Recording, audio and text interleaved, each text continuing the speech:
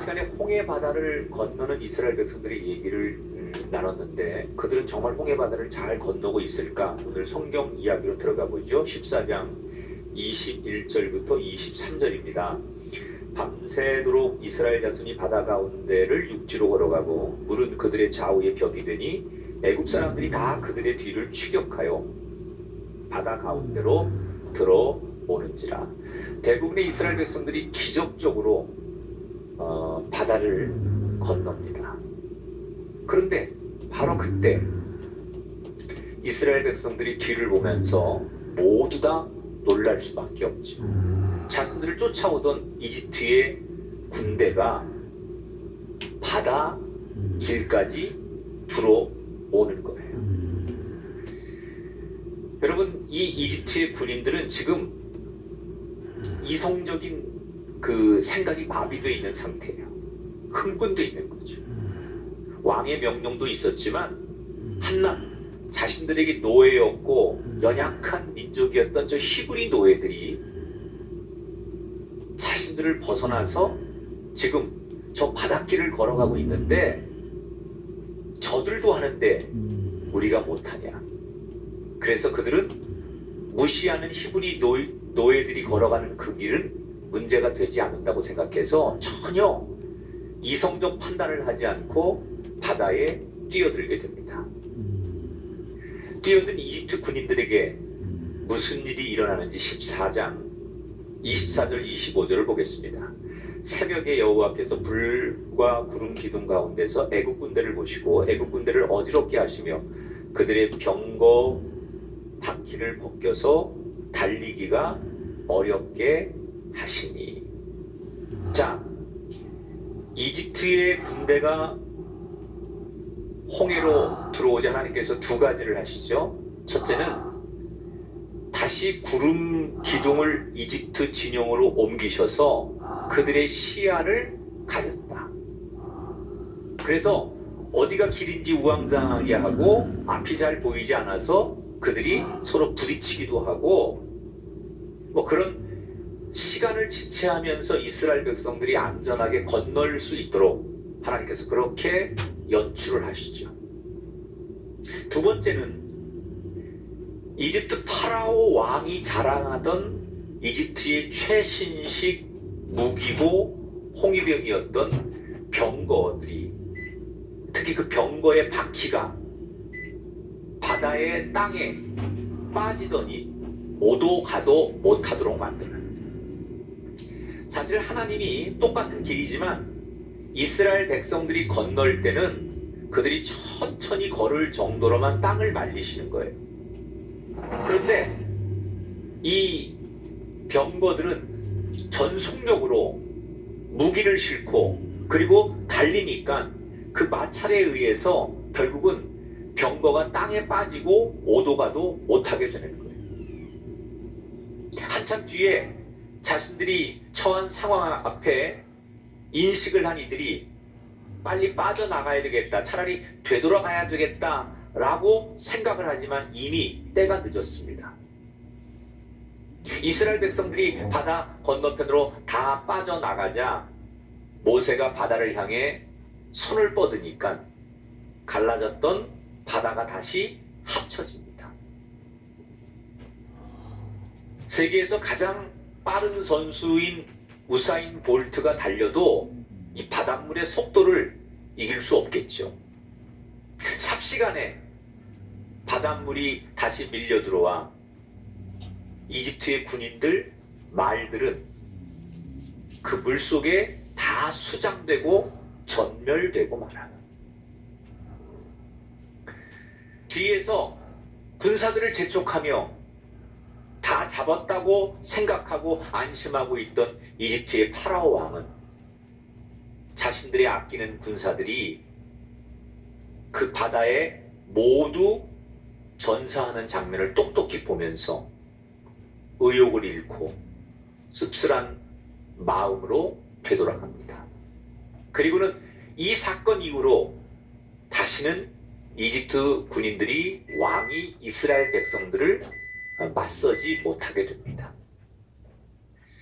자, 이스라엘 백성들이 보는 그 바다 위에 엄청난 시체들이, 사람의 시체와 말들이 떠오르게 됩니다. 하나님께서 이스라엘 백성들을 완벽하게 이기게 하셨어요. 여러분, 인간의 상식으로 볼 때는 이 장면이 이스라엘 백성들이 이길 수 없는 상황이에요. 여러분, 우리가 수학의 공식이든 이성적이든 뭐 논리적이든 어떤 면으로 그 상황과 사건을 분석하면 도무지 이스라엘 백성들은 상식적으로 이집트의 군대를 이길 수가 없습니다. 절대 위기를 만난 거예요. 그런데 말도 안 되는 결과가 나왔어요. 이거 어떻게 설명할까요? 어떤 논리로 설명해야 이 성경을 이야기할 수 있을까요? 말도 안 되는 이 결과에 대해서 우리 뭐라고 얘기해야 될까요? 여러분, 길이 있다면 딱 하나예요. 누가 이렇게 했느냐예요. 누가. 그 현장에서 이런 말도 안 되는 결과가 나오는 사실을 처음부터 끝까지 다 지켜본 이스라엘 백성들과 또 여러 소수 민족들이 그 광경을 다 지켜보고 하나같이 그들이 한 얘기가 있었어요. 출애굽기 14장 31절이죠. 이스라엘이 여호와께서 애굽 사람에게 행하신 그 큰 능력을 보았으므로 백성이 여호와를 경외하며 여호와와 그의 종 모세를 믿었더라. 이거 설명하는 길이 딱 하나예요. 이들이 고백한 대로 누가 이렇게 한 거예요? 자신들이 한 게 아니에요. 모세가 한 게 아니에요. 누가 외부 사람들이 제3자의 어떤 도움이 있었던 게 아니에요. 하나님이, 이스라엘의 하나님이 위기에서 이스라엘을 대신해서 싸워주셨다는 거예요. 이걸 다 그들이 목격하고 경험하는 거예요. 여러분, 우리가 하나님을 제대로 알면, 아니 하나님을 제대로 만나면요, 그 사람이 어디에 가서 누구를 만나고 어떤 상황에서 하나님을 자랑하지 않을 수가 없습니다. 우리가 살면서 하나님을 자랑하지 못하고 하나님을 고백하지 못한다는 얘기는 정확히 말하면 내가 하나님을 제대로 만나지 못했다는 거예요. 하나님을 제대로 만나면요, 어떻게 하나님을 자랑을 안 합니까? 어떻게 하나님을 고백을 안 합니까? 어떻게 하나님의 하신 일을 내 눈으로 보고 내가 몸으로 체험하고 경험했으면서 그 하나님의 하신 일을 어떻게 말 안 할 수가 있습니까? 하나님을 제대로 만나면요, 누구에게든 어떤 상황에서든 하나님을 자랑하지 않을 수가 없다는 거예요. 지금 이스라엘 백성들이 상식적으로 말이 안 되는 결과를 받아들이면서 뭘 해요? 하나님이 하셨다는 거예요. 그러면서 어떻게 해요? 모세와 이스라엘 백성들이 하나님을 찬송하는 거예요. 누구랄 것 없이 모세가 선창하면 백성들이 뒤에서 후창을 합니다. 그리고 그 뒤에 모세의 누이인 미리암과 여인들이 나와서 소고를 치고 춤을 추며 하나님을 높이고 기쁘게 찬송하는 것으로 오늘 사건이 마무리가 돼요. 이제 15장으로 넘어가면 이집트 군대의 추격을 완전히 뿌리친 이스라엘 백성들은 너무 좋아서 조금 전에 말한 대로 모세가 선창하고 백성들이 후창하고 여인들이 나와서 소고치고 춤추고 하나님을 높이죠. 그 찬양의 가사와 찬양의 모습이 1절부터 21절까지 장대하게 나와요. 그리고 22절부터 드디어 하나님께 찬양을 올려드린 다음에 그들이 본격적으로 광야 생활이 시작이 됩니다. 이제 더 이상 쫓아오는 이집트 군인들도 없어요. 구름 기둥과 불 기둥을 따라서 하나님이 인도하시는 축복의 땅으로 마음 편하게 가면 되는 거예요. 진짜 자유를 찾은 거잖아요. 그들의 자유를 얻은 첫걸음은 어땠을까? 15장 22절은 이렇게 설명합니다. 모세가 홍해에서 이스라엘을 인도하며 그들이 나와서 수르 광야로 들어가서 거기서 사흘 길을 걸었으나 물을 얻지 못했다. 자, 드디어 홍해바다 건너편에서 광야로 들어가는데 첫 번째 가는 코스가 수르 광야를 지나는 거예요. 이 광야를 지난다는 건 대단히 어려운 조건이 많아요. 우선 더워요. 목말라요. 배고파요. 그런데 그런 현실적인 문제가 있지만 백성들은 약속의 땅, 그리고 하나님이 이집트 군인들을 더 이상 추격하지 못하도록 완전하게 자신들을 지키는 모습을 봤기 때문에 당장 찾아오는 덥고 목마르고 배고픈 이런 문제쯤은 처음에는 얼마든지 견딜 수 있었어요. 힘들지만 그들은 따라갑니다. 그런데 위기가 찾아옵니다. 광야길을 한 3일쯤 지났을 때 그들이 이집트에서부터 가져나온 물이 다 떨어졌어요. 여러분, 사람이 음식도 필요하고 옷도 필요하고 다 필요한 게 있지만 가장 기본이 되는 게 물입니다. 일단 물을 마시지 못하면 아무것도 못해요.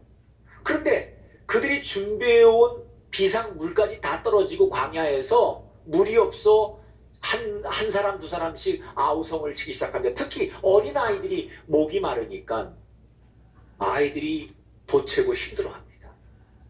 그런데 어디도 물이 없으니까 이 집에서 물도 꿀 수 없고 저 집에서 줄 수 없으니까 어른들도 목이 마르기는 마찬가지고 많은 가축들도 목이 말라 힘들어합니다. 자, 이스라엘 백성들이 이집트에서 살 때 아무리 고된 노동을 하고 본인들이 노예로 살았을지라도 물이 없어 목이 마른 적은 한 번도 없어요. 여러분, 이집트는 물이 풍부한 나라입니다. 나일 강변에 그 물이 많아요. 그래서 아무리 자신들이 고생을 해도 물이 없어서 목이 말라본 적은 한 번도 없었어요. 그리고 자신들은 지금 그렇게 소원하는 자유를 얻었잖아요. 하나님이 자신들을 자유의 땅, 축복의 땅으로 인도하신 거잖아요. 그러면 하나님께서 자신들에게 모든 걸 예비하시고 꽃길만 걸을 줄 알고 기대하고 나왔는데 이집트에서도 경험하지 않은, 한 번도 살면서 물이 없어서 갈증을 느껴보지 않은 그들에게 광야의 갈증이 시작되니까 그들이 한계를 느끼는 거예요. 여기저기서 조금씩 짜증이 나죠. 사람들이 불평을 하기 시작하는 거예요.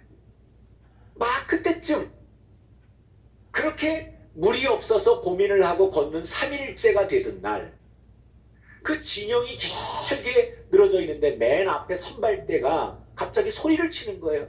야, 저기 물이 있다. 그냥 그 이야기를 뒤로 전해서 이스라엘 진영 모든 백성들이 저 앞에 물이 있다는 사실을 알게 돼요. 맨 앞에 있는 사람들부터 물을 발견하자마자 뛰어들어 허겁지겁 물을 마시기 시작합니다. 그런데 웬일? 사람들이 물을 삼키지 못하고 인상을 쓰며 물을 뱉어내고, 잠시 뒤에 어떤 사람들은 목을 움켜잡고 토하기도 하고, 어떤 사람은 배를 잡고 복통을 호소하며 쓰러지고 뒹구는 사람도 나왔어요. 도대체 이 물을 마시면 갈증이 해결될 줄 알았는데 왜 그러는 걸까? 이 물을 마신 사람마다 공통으로 내뱉는 말이 있었어요. 이 물이 써서 마실 수가 없다. 그들의 언어로 표현하면 마라라고 말했다는 거예요. 성경을 연구하는 학자들은 이 수르 광야에서 만난 마라의 물은 지하수에서 올라오는 건데 이게 소금기가 있기 때문에 사람이 식수로 마실 수 없을 만큼 강렬한 소금의 짠맛과, 그래서 이것이 너무 써서 사람들이 입에 이 물을 담을 수가 없을 만큼 그 고통을 느꼈을 것이다. 이때 불평과 짜증으로 그걸 억누르고 있던 사람들이 드디어 그 불만이 표출되기 시작한 거예요. 이게 뭐 하는 짓이냐?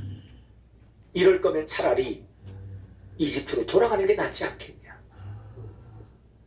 여러분, 마치 바이러스가 전염되듯 누구 하나가 마음속에 가지고 있는 불평과 불만을 입으로 토해내니까 옆에 있는 사람들이 기다렸다는 듯이 더 큰 목소리로 욕설과 불평이 또 옆으로 머지않아 대부분의 이스라엘 백성들 모두가 모세를 위협하며 그들은 하면 안 되는 가장 극적이고 자극적인 얘기를 거침없이 쏟아내기 시작합니다. 여러분, 불과 3일 전에 홍해바다를 건너자마자 자신들 앞에 펼쳐졌던 사건을 보면서 찬송을 부르고 소고치고 춤추고 그랬던 이스라엘 백성들이 딱 3일 만에 완전히 180도 돌변하는 이 모습을 여러분 어떻게 생각하십니까? 물론 누구라도 한 3일 정도 물을 못 마시면요 사람이 본능적으로 못 견딥니다. 저도 과거에 군대에서 그런 훈련 받을 때 그 아주 극심한 그 갈증의 고통의 훈련을 받아본 적이 있었는데 너무 갈증이 나니까 훈련받던 저희 동료들과 함께 그 유격 훈련을 받으면서 논에 막 이렇게 모를 심어가지고 논에 있는 물 있잖아요. 그 물을 막 가서 마시는 거예요.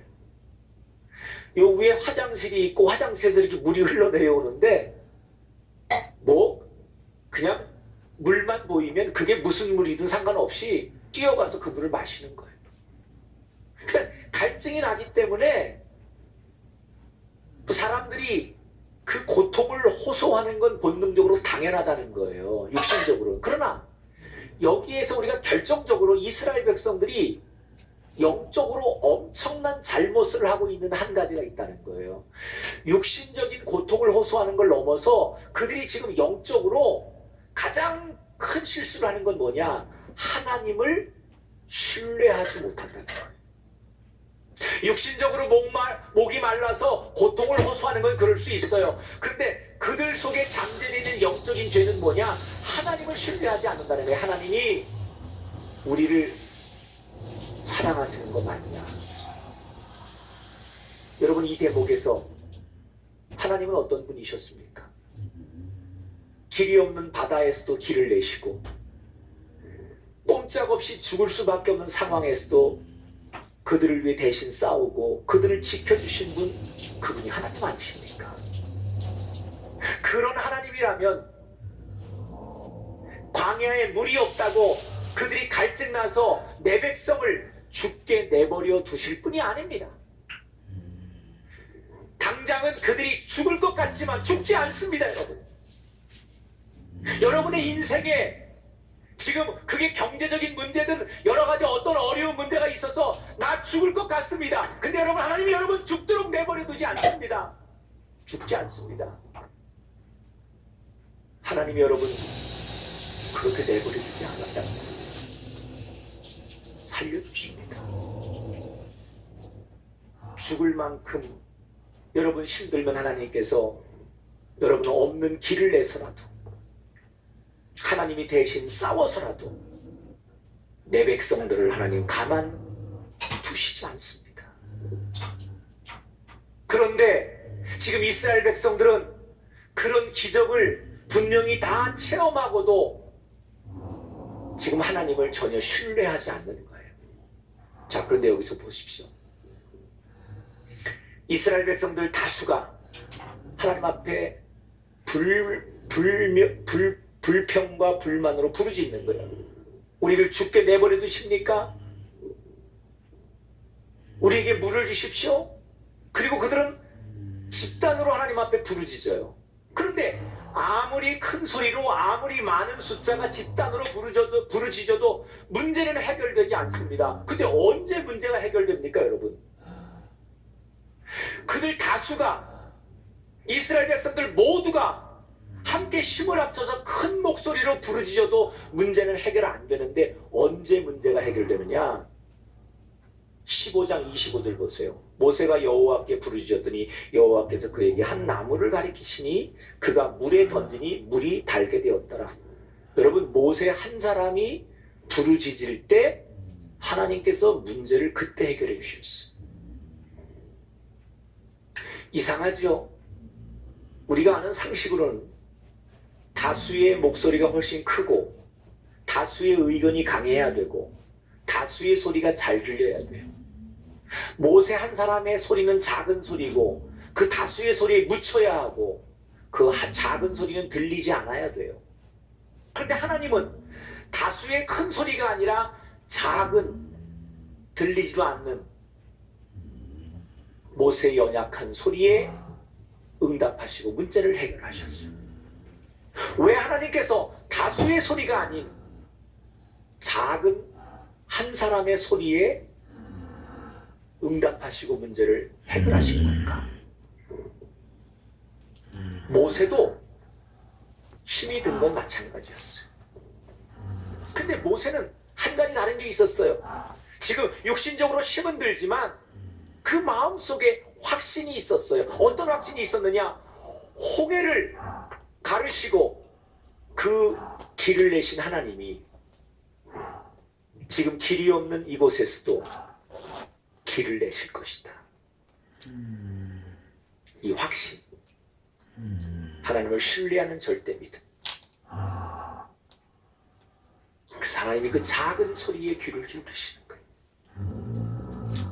여러분, 나는 힘이 없는 연약한 사람이고 나는 볼품없는 사람일지라도 여러분의 인생에 하나님을 신뢰하고 오늘도 눈물로 여러분 작은 신음으로 하나님을 부르기만 하면 여러분의 그 골방, 여러분의 가장 연약한 자리에서 그 세상 어떤 큰 소리보다도 하나님은 당신의 소리의 문제를 해결하십니다.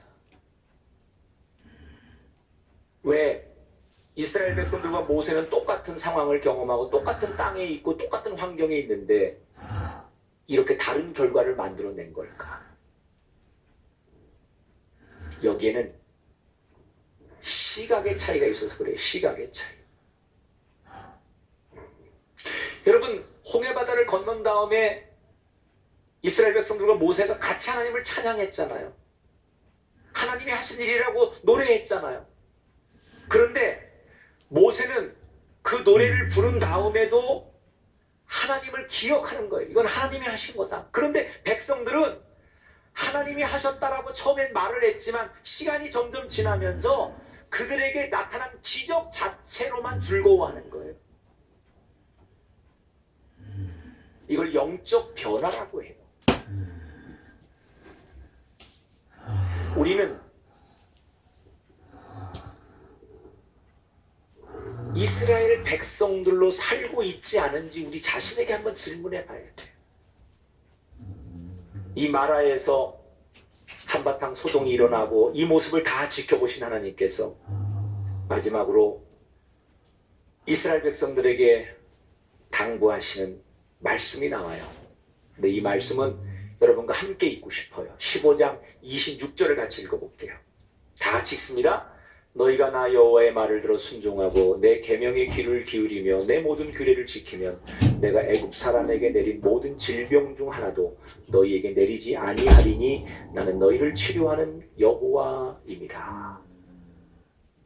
너희가 나를 신뢰하고 내 말에 순종하면 질병을 막아줄 것이고 아니 너희를 고쳐줄 것이다. 나는 너희를 치료하는 여호와. 다시 말하면 여호와 라파이다. 할렐루야. 우리가 은혜를 지키고 하나님을 신뢰했더니 하나님이 길을 여시고 우리를 치료해 주신다는 거예요. 오늘 하나님의 치료가 필요한 인생들이 있으십니까? 자녀들의 회복을 원하십니까? 가정의 회복이 필요합니까? 여러분 마음의 회복이 필요합니까? 여러분 경제의 회복이 필요합니까? 여러분 어떤 면에서 여러분이 눈물을 거두어야 되는 절박한 여러분의 인생에 하나님의 손길로 치료받아야 될 문제가 있다면 오늘 이 말씀을 기억하십시오. 하나님은 여러분의 인생에 치료하는 여호와 라파이시다. 언제? 하나님의 은혜를 기억하고 하나님 말씀에 순종할 때 하나님이 그냥 하나님이 아니라 나에게 여호와 라파 치유하시는 하나님. 오늘 이 엄청난 은혜가 내 귀에 들리는 소리로 오지 않고 내 삶의 영적인 열매를 여러분 삶의 영적인 축복으로 여러분에게 위대한 선물이 되는 말씀이 되기를 주님의 이름으로 축원합니다.